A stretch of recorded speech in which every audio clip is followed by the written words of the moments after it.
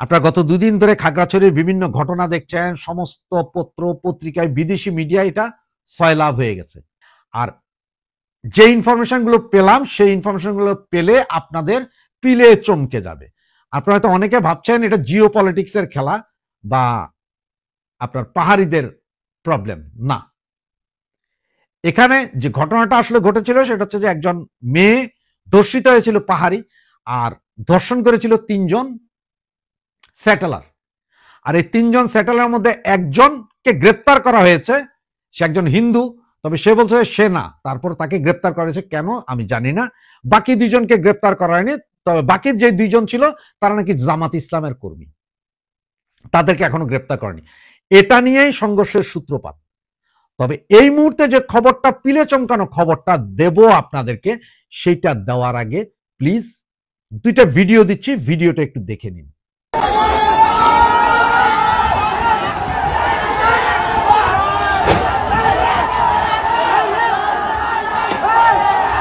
বন্দুক সব জ্বালায় গাইস।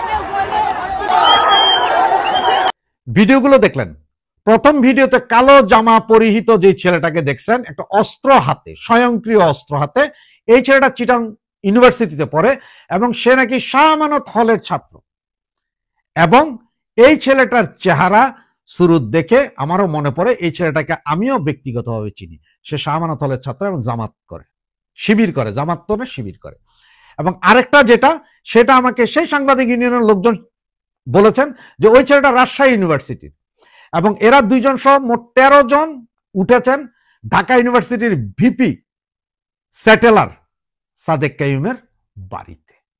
এবং সাদেক কাইয়ুমের বাড়িতে এরা উঠেছে এবং রাজশাহী এবং চট্টগ্রাম ইউনিভার্সিটি থেকে এখন নাকি প্রায় 1000-এর মতন শিবির কর্মী খাগড়াছড়িতে আছেন, পার্বত্য চট্টগ্রামে আছেন, যেখানে প্রতিটা স্যাটেলার বাড়িতে 8-10 জন করে শিবির কর্মীরা আছেন, সকলের হাতেই স্বয়ংক্রিয় অস্ত্র আছে। তাহলে থাম্বনেলটাতে যা লিখেছি এবার কি বুঝতে পারছেন? এরপরও যদি বুঝতে না পারেন, ভিডিওগুলো ভালোভাবে ঘুরিয়ে ঘুরিয়ে একটু টেনে দেখেন, বা এই ভিডিওগুলো ফেসবুকে অ্যাভেলেবেল আছে, ওগুলো দেখেন। স্যাটেলার এবং পাহাড়িদের মধ্যে সমস্যা শুরু হয়েছিল 77-78 সালে জিও রহমানের আমলে। জিও রহমানই ময়মনসিংহ থেকে 315 জন ফ্যামিলি এনে পাহাড়িদের জায়গা সম্পত্তি দখল করে সেখানে বসিয়েছিলেন। এরপর থেকে আস্তে আস্তে এই স্যাটেলাররা, আমরা আমাদের মতো যারা বাঙালি, পাহাড়িরাও কিন্তু বাঙালি, কিন্তু এই স্যাটেলাররা বলে যে না ওরা বাঙালি না, ওরা পাহাড়ি, মনে হয় যেন আরেকটা দেশ, এটা দখল করতে থাকে। এগুলোই হচ্ছে দ্বন্দ্বের সূত্রপাত। এবং আজকে সারাদিনে যত আগুনে দোকানপাট ঘর বাড়ি জ্বালাও পোড়াও দেখেছেন, এগুলো সব হচ্ছে যে ওই সমস্ত পাহাড়ি লোকজনের যারা কিনা আওয়ামী লীগ করত। স্যাটেলারদের ওইখানে যাদের ঘর বাড়ি জ্বালানো হয়েছে সব যারা আওয়ামী লীগ করত। তার মানে হচ্ছে পাহাড়িদের ঘর বাড়ি জ্বালিয়েছে, যেমন জেলা সেক্রেটারির, আওয়ামী লীগের জেলা সেক্রেটারির সভাপতির বাড়িঘর জ্বালিয়ে দিয়েছে পাহাড়িরা, পাহাড়ি অঞ্চলে, ওটা পাহাড়ি ওনারা। আবার স্যাটেলারদের এখানে দেখে দেখে আওয়ামী লীগ, নির্দিষ্ট আওয়ামী লীগের ঘর বাড়ি ব্যবসা প্রতিষ্ঠান জ্বালানো হয়েছে। স্যাটেলাররা বলছে এটা পাহাড়িরা জ্বালিয়েছে, আর ওখানে পাহাড়িরাদের মধ্যে যেটা সেটা তো স্যাটেলাররা জ্বালাইছেই হতে, কিন্তু মূলত স্যাটেলারদের এখানেও স্যাটেলাররাই জ্বালাই দিয়েছে চিহ্নিত আওয়ামী লীগের কর্মী, নেতা কর্মীদের। এখন কি আপনি 2 দিয়ে 4 মিলান, বুঝতে কি আর কোনো কষ্ট হয় যে কে কার ওখানে চালিয়েছে? 77-78 সালে যখন সেনাবাহিনী ওখানে প্রথমে স্যাটেলার পুনর্বাসন করা শুরু করে বা বসত গড়ে তুলতে শুরু করে, আপনাদের বললাম যে কাউখালী একটা অঞ্চল, যেখানে আপনার ময়মনসিংহ থেকে 316 পরিবার এনেছিল। তখনকার ওখানে আপনার সম্ভবত জিওসি ছিলেন মেজর জেনারেল মঞ্জুর। একটা প্রবাদ ছিল যে ওনারই কথা যে প্রতিটা পাহাড়ির গর্বে স্যাটেলারের বা বাঙালির সন্তান চাই। কত নৃশংস একটা কথা। এটা কিন্তু প্রচলন ছিল, এখনো প্রচলন আছে, বিভিন্ন মুরব্বীদেরকে জিজ্ঞেস করলে পাবেন। সেই থেকে শুরু, আজও চলছে। গত 17 বছর কোনো ঝামেলা ছিল না। হঠাৎ করেই এই সরকার আসার পরেই, আজ থেকে 7 মাস আগে, যখন আপনার এই বিএনপির এক এমপি ছিলেন জনাব ওবায়দুল কি জানি নাম, আমি নামটা পুরোটা ভুলে গেছি, তার প্ররোচনায় প্রথমে আজ থেকে 9 মাস আগে এবং এখন আজকে 2 দিন ধরে ঘটছে, পুরোটা সাদেক কাইয়ুমের নির্দেশে। সাদেক কাইমের দাদা সেটেলার হিসেবে এই অঞ্চলে এসেছিলেন এবং সাদেক কাইম তারা প্রচুর জায়গা সম্পত্তি এই পাহাড়িদের দখল করেছে এবং এবার সাদেক কাইম ভিপি হওয়ার পরেও যে অনেক জায়গা সম্পত্তি আবার প্রভাব খাটায় দখল করছে এই সেটেলার সাদেক কাইমের নির্দেশে এবং পুরো সেটেলার গ্রুপকে জামাত শিবিরের সহযোগিতায় এখনকার এই গন্ডগোল মানে হচ্ছে পুরো পাহাড়ে আওয়ামী লীগ নিধন চলছে আসলে মূলত কারণ হচ্ছে পাহাড়ে কখনো আওয়ামী লীগ ছাড়া অন্য কোনো কেউ জিতে নাই তার কারণে জিয়ারে পছন্দই করে না বিএনপি রে কে ভোট দিবে কারণ তুমি পাহাড়িদের গর্বে চাইবা বাঙালির সন্তান তোমারে ভোট দিব আমি জীবনও না জামাইত তারা তো দেখতেই পারে না ওরা আর এখন খেলাটা শুরু করছে যে পুরো পাহাড় নিয়ন্ত্রণ নিবে জামাত শিবির কারণ তাদের ওই অঞ্চলগুলো তাদের দরকার জিওপলিটিক্সেরও মাইর আছে ওইখান দিয়ে করিডোর ওইখান দিয়ে সবকিছু হবে সুতরাং আপনারা দেখুন এই দেশ এই পাহাড় অস্থিতিশীল করে ফেলেছে অলরেডি সারা দেশ তো করেই ফেলেছে বাকি আর বাঁচা খুচা যা আছে তাও করে ফেলবে আগামী এক সপ্তাহের ভেতরে পাহাড়ে কি হচ্ছে পাহাড় কি হারাবো আমরা এই প্রসঙ্গটা নিয়ে আপনাদের সামনে এই মুহূর্তে কথা বলবো পাহাড় বলতে আমাদের পার্বত্য অঞ্চলের কথা বলছি এই মুহূর্তে পাহাড়ে অস্থিরতা চলছে আমরা যে মুহূর্তে কথা বলছি সেই মুহূর্তে বিশেষ করে খাগড়াছড়ি জেলায় 144 ধারা বিদ্যমান আছে একটি ঘটনাকে কেন্দ্র করে গত কয়েকদিন যাবত এই খাগড়াছড়ি জেলার পরিস্থিতি উত্তপ্ত হয়েছে গত মঙ্গলবার রাত 9টার দিকে প্রাইভেট পড়ে বাড়ি ফেরার পথে অষ্টম শ্রেণীর এক শিক্ষার্থী সংঘর্ষ ধর্ষণের শিকার হন পরদিন ভুক্তভোগী শিক্ষার্থীর বাবা বাদী হয়ে অজ্ঞাত 3 জনের বিরুদ্ধে খাগড়াছড়ি সদর থানায় একটি মামলা দায়ের করেন ঘটনায় জড়িত সন্দেহে সয়নশীল নামে একজনকে আটক করেছে পুলিশ তাকে 6 দিনের রিমান্ডে পাঠিয়েছে আদালত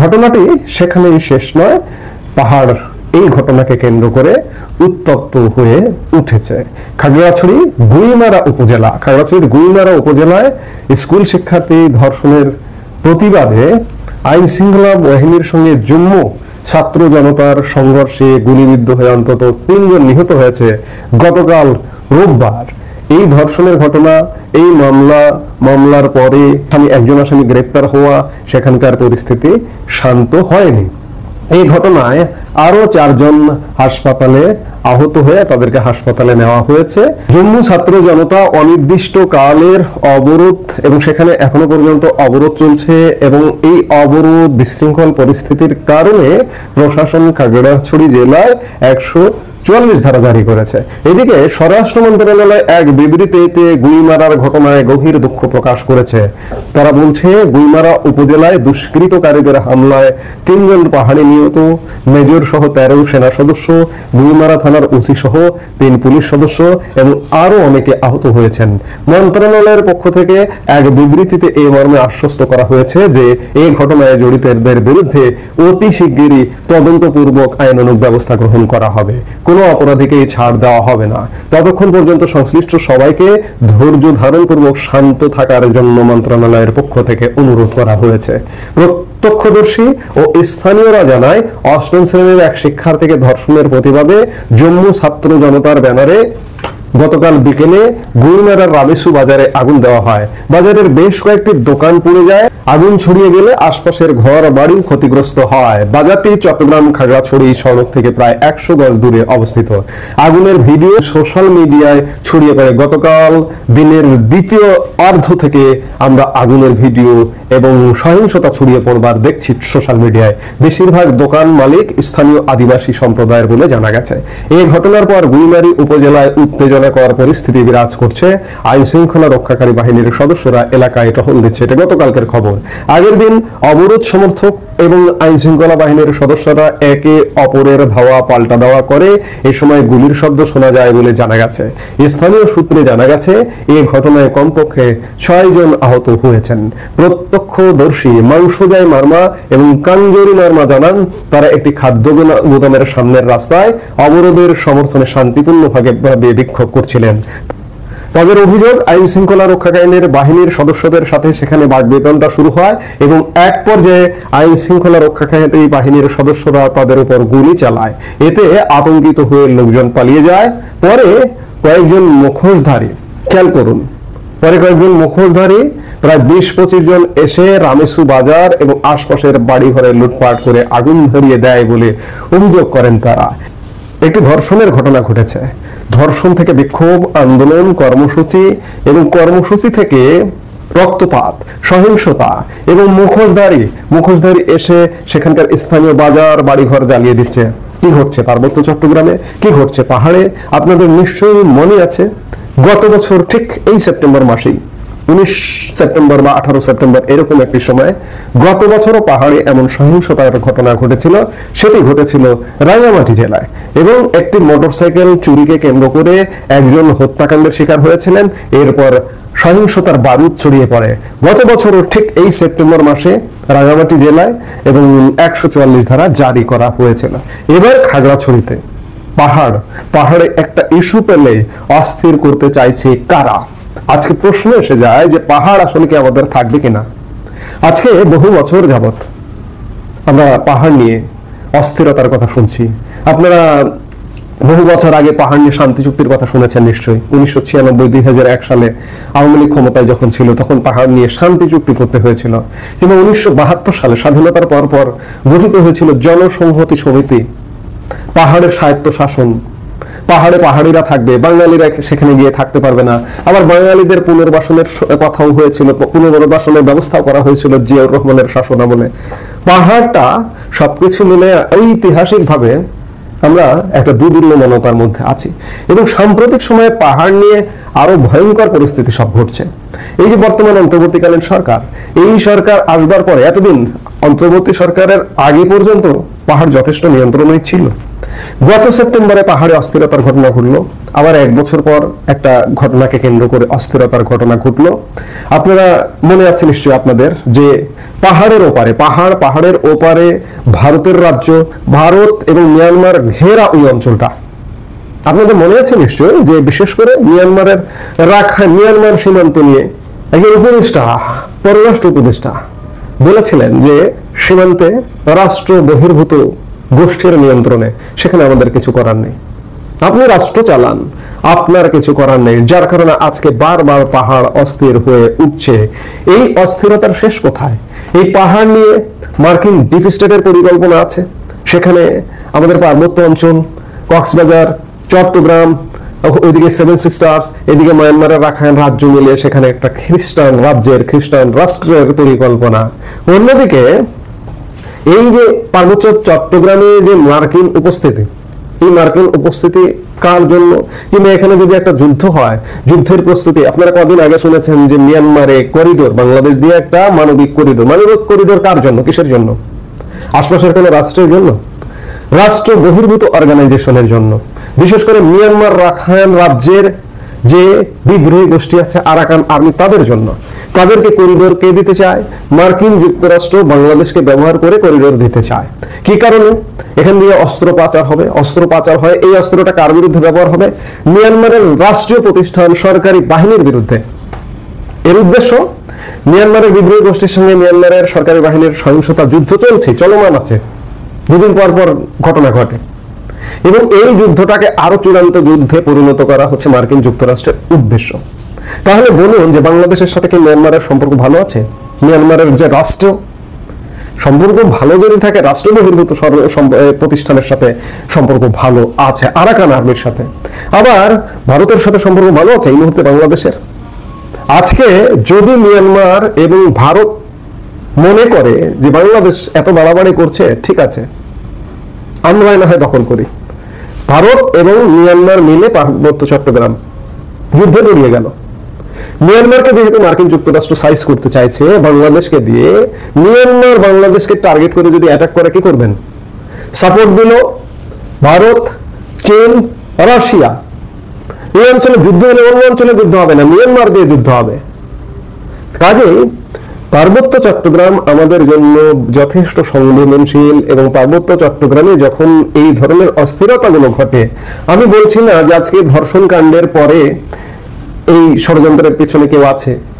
ধর্ষণ কাণ্ড কিংবা সেখানকার আন্দোলন, এটা হচ্ছে একটা পরিস্থিতি। এই পরিস্থিতিটাকে তৃতীয় কোনো পক্ষ কাজে লাগাতে পারে। গত বছর 144 ধারা জারি করতে হয়েছিল, তৃতীয় কোনো পক্ষ কাজে লাগাতে পারে। কাজেই আমাদের পার্বত্য চট্টগ্রাম আমরা আর বর্তমানে বাংলাদেশে যে সরকার আছে, যেমন সরকারের তরফ থেকে বলা হচ্ছে যে সীমান্ত রাষ্ট্র বহির্ভূত অর্গানাইজেশনের হাতে, ঠিক তেমনি বাংলাদেশও এই মুহূর্তে যে শাসক শ্রেণীটা আছে এটাও সরকার বহির্ভূত একটা শ্রেণী বাংলাদেশ শাসন করছে, এক প্রকার দখল করে। কাজেই আপনি আমি যদি প্রত্যাশা করি যে এই সরকার আলোচনার মাধ্যমে, মীমাংসার মাধ্যমে সেখানকার পরিস্থিতি ট্যাকেল করবে, এই আশাটা দুঃস্বপ্ন ছাড়া কিছু না। কাজেই এখন খানিকটা হয়ে গেছে যে আল্লাহর মাল আল্লাহ নিয়ে গেছে, আমাদের কথায় কথায় আমাদের জনগোষ্ঠীতে একটা কথা প্রচলিত আছে। এখন আমাদের বলতে হবে এই মুহূর্তে আমরা বাংলাদেশের মানুষ, বাংলাদেশের যে কোনো ইস্যুতে নিরুপায়। আমাদেরও বলতে হবে যে আল্লাহর মাল আল্লাহ ঠিক করবে। আমাদের পাহাড় একদম অরক্ষিত, এটা বলার অপেক্ষা রাখে না। আজকের যে পাহাড়ে এই মুহূর্তে যে সহিংসতা চলছে, এই সহিংসতা শেষ পর্যন্ত কোথায় নিয়ে দাঁড় করায় এটা বলা কঠিন, কারণ ইতিমধ্যে অনেক উস্কানিমূলক কথাবার্তাও বলা হচ্ছে। সবকিছুর পেছনে ভারত দায়ী, সবকিছুর পেছনে আওয়ামী লীগ দায়ী। গতকালকে একজন সমন্বয়ক, এখন এনসিপি নেতা আব্দুল হান্নান মাসুদ বলেছেন যে ভারতীয় ষড়যন্ত্রের পাহাড়ে এগুলো হচ্ছে। কিছু হলেই ভারত। এই ছেলেটা ছোট্ট একটা ছেলে, এদের মাথায় কি এত কিছু কাজ করে? এদের মাথায় এত কিছু কাজ করে না। এদের মুখ দিয়ে কেউ নাকি বলিয়ে নেয়, স্বার্থান্বেষী মহল বলিয়ে নেয় যে ভারতকে একটা উস্কানি দেওয়া, যে ভারতের কারণে পাহাড় আজকে অস্থির হচ্ছে। কথায় কথায় ভারত খোঁজে। আজকে যে মার্কিন যুক্তরাষ্ট্র এখানে এসে এগুলোকে বিচ্ছিন্ন করবার প্রচেষ্টা চালাচ্ছে, সেগুলো কিন্তু বলে না। কথায় কথায় ভারত খোঁজে। ভারত যদি মিয়ানমারের কে পৃষ্ঠপোষকতা করে ভারত, চায়না, রাশিয়া পার্বত্য চট্টগ্রাম নিয়ে একটা লীলা খেলা খেলতে চায়, যদি খেলে, তাহলে কি করবেন? এই পার্বত্য চট্টগ্রাম যদি মিয়ানমার ভারত মিলিয়ে দখল করে নিল বা কিছু একটা করলো, ভারতের জন্য তো সুবিধা। এবং পার্বত্য চট্টগ্রামের একটা বড় অংশ মনে করে যে বাংলা যে কোনো মুহূর্তে তারা স্বাধীনতারও কথা বলতে পারে, কিংবা তারা এমনটাও বলতে পারে যে আমরা বাংলাদেশের মধ্যে থাকবো না।